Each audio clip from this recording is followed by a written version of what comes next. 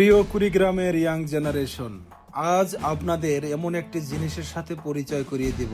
হয়তো অনেকে দেখেছেন, অনেকে দেখেননি, কিন্তু এই খাবারই ছিল কুড়িগ্রামের একটা সময়ের ঐতিহ্য এবং এটাই ছিল মোটামুটি প্রধান খাবার।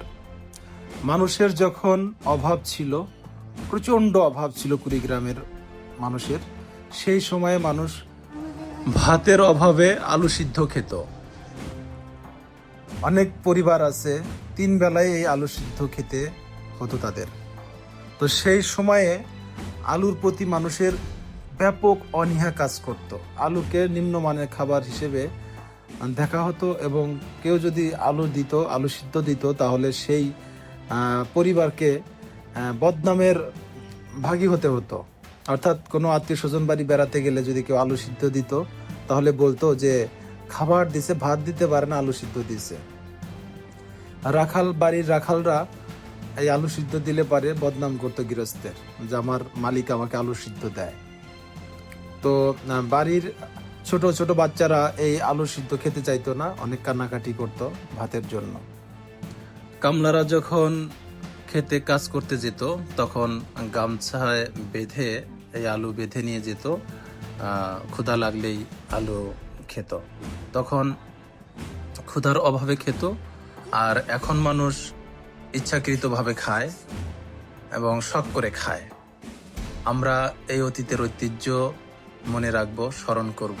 কুড়িগ্রামের মানুষ যারা আছি, আমরা যতদিন বেঁচে থাকবো চেষ্টা করব এই আলু সিদ্ধর মজাটা মাঝে মধ্যেই নিতে। যদিও এখন আর এই আলু চাষ করা হয় না। আলুর গাছ দেখতেও কিন্তু বেশ সুন্দর, একদম ফুলের গাছের মতোই, লতা ফুলের গাছের মতোই দেখতে, সবুজ, খুবই সুন্দর। তো আমরা এই আলুকে সম্মান দেব, অবশ্যই দেব, কারণ সেই সময় আমরা এই আলু খেয়েই বেঁচেছিলাম। তো এখন এই অতীতের ঐতিহ্য যেন আমাদের কাছ থেকে হারিয়ে না যায়। তো প্রিয় কুড়িগ্রামের মানুষ, ইয়াং জেনারেশন, আপনারা অনেকে এটা এখন পর্যন্ত খানি নাই আমার মনে হয়, কারণ আমি নিজেই অনেক দিন পর এটা খেলাম। গ্রাম থেকে পাঠিয়েছে বিধায় খেতে পারলাম। তো এ কারণেই ভাবলাম যে আপনাদের সাথে এই অনুভূতিটা শেয়ার করি। তো সবাই ভালো থাকবেন, সুস্থ থাকবেন।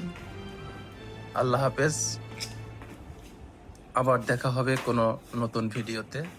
ততক্ষণ পর্যন্ত আমার পেজের অন্যান্য ভিডিওগুলো দেখে আসুন। কুড়িগ্রাম নিয়ে গঠনমূলক আলোচনা রয়েছে, কুড়িগ্রামের উন্নয়ন নিয়ে কথা বলা হয়েছে। আল্লাহ হাফেজ।